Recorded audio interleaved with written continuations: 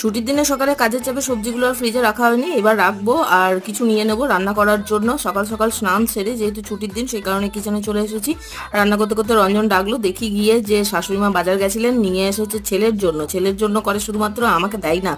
না না, একদমই না। এই যে নারকোল, আম আর বেকারি বিস্কুটটা স্পেশালি আমার জন্য। রঞ্জনের জন্য এনেছে দুটো টি শার্ট, খুব সুন্দর হয়েছে টি শার্টগুলো, ও তো দারুণ পছন্দের। নতুন নতুন টি শার্ট পরবে এখন। আর আমি তারপর এগুলো দেখে চলে এলাম রান্নাঘরে এখানে করছি পকোড়া। বাইরে হচ্ছে বীভৎস পরিমাণ বৃষ্টি সারাদিন ধরেই, তো পকোড়া এরকম দারুণ লাগে। আজকে নিরামিষের মেনু রেখেছি, বানিয়েছি হচ্ছে ডাল, সাথে পুঁই শাক, বড়ি, আলু, কুমড়ো দিয়ে একটা সবজি, বেশ সুন্দর মাখা মাখা করে।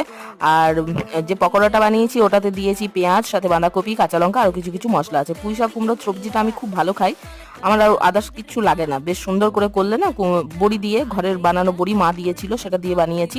বেশ সুন্দর করে খাচ্ছিলাম। খাওয়া দাওয়া শেষ করতেই চলে এলো শাশুড়ি মায়ের দেওয়া স্প্রাইট। এটা